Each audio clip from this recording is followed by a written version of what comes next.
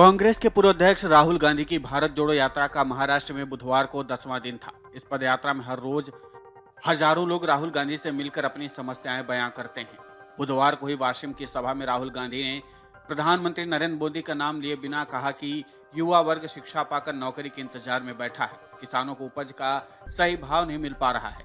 कुछ लोग आते हैं और मन की बात कहकर चले जाते हैं, लेकिन मैं आपकी मन की बात सुनने आया हूँ।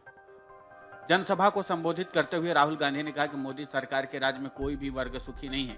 देश में समस्याएं बहुत बड़ी हैं, लेकिन पीएम नरेंद्र मोदी का उस तरफ ध्यान ही नहीं जा रहा है। 2-3 लोगों के लिए वो बस काम करते हैं। नोटबंदी, जीएसटी ने सबकी जिंदगी को पटरी से उतार दिया।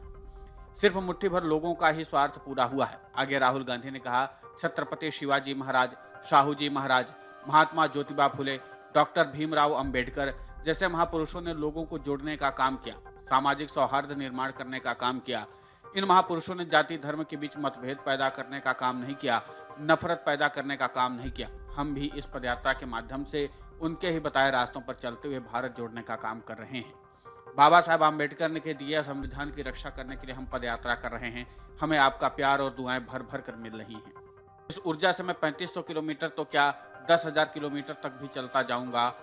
बता दें कि यात्रा कन्याकुमारी से शुरू हुई है और श्रीनगर में जाकर के खत्म होगी। कांग्रेस नेता राहुल गांधी ने दावा किया कि भारतीय जनता पार्टी संविधान पर प्रतिदिन हमला करती है, क्योंकि वो स्वीकार नहीं करना चाहती दलितों, आदिवासियों और गरीबों को अधिकार मिलने चाहिए और उनको मजबूती मिलनी चाहिए। गांधी जी ने अंग्रेजों के लिए काम करने को लेकर हिंदुत्व विचारक वीडी सावरकर पर भी निशाना साधा। राहुल गांधी की भारत जोड़ो यात्रा का आज 69वां दिन था और यात्रा मंगलवार को हिंगोली से महाराष्ट्र के विदर्भ क्षेत्र के वाशिम जिला पहुंची। राहुल गांधी ने कहा कि केवल कांग्रेस ही संविधान की रक्षा कर सकती है, आदिवासियों को शिक्षा दे सकती है और उनकी जमीन और अधिकारों की रक्षा कर सकती है। राहुल गांधी ने आदिवासी स्वतंत्रता सेनानी बिरसा मुंडा की जयंती पर दोपहर में एक जनसभा को संबोधित किया। रैली में आदिवासी समाज के लोग भी शामिल हुए। उन्होंने बिरसा मुंडा और सावरकर के बीच तुलना करने का प्रयास करते हुए कहा, बिरसा मुंडा अपने आदर्शों के लिए दृढ़ थे। बिरसा मुंडा की जयंती को जनजातीय गौरव दिवस के तौर पर मनाया जाता है। राहुल गांधी ने कहा, कोई 1 इंच भी पीछे नहीं हटे, वो शहीद हो गए। ये आपके प्रतीक हैं और आपको रास्ता दिखाते हैं। बीजेपी आरएसएस के प्रतीक सावरकर हैं। वो 2-3 साल तक अंडमान में जेल में रहे। उन्होंने दया याचिकाएं लिखनी शुरू कर दी।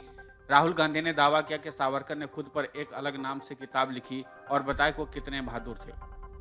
उन्होंने कहा कि वो अंग्रेजों से पेंशन लेते थे, उनके लिए काम करते थे, कांग्रेस के खिलाफ काम करते थे। गांधी ने कहा कि आदिवासी देश के मूल मालिक हैं और उनके अधिकार सबसे पहले आते हैं। राहुल गांधी ने आरोप लगाया कि राष्ट्रीय स्वयंसेवक संघ और बीजेपी द्वारा बिरसा मुंडा के आदर्शों पर चारों तरफ से हमला किया जा रहा है। उन्होंने कहा कि बीजेपी हर रोज संविधान पर हमला करती है, क्योंकि वो गरीबों, दलितों, शोषितों, आदिवासियों, वंचितों को अधिकार से मुक्त रखना चाहती है। लेकिन कांग्रेस संकल्पित होकर के इन सब वर्गों के लिए वर्षों से काम करती आई है और आगे भी करती रहेगी। कुल मिलाकर के राहुल गांधी इस भाषण के जरिए आदिवासियों को अपने साथ जोड़ने की कोशिश कर रहे थे, क्योंकि इन दिनों बीजेपी मुख्य रूप से आदिवासियों को साधने के लिए तमाम तरह के प्रोग्राम कर रही है। इन सब के बीच में कांग्रेस भी अपने तरफ से प्रयास कर रही है। Video desk अमरउजाला.com।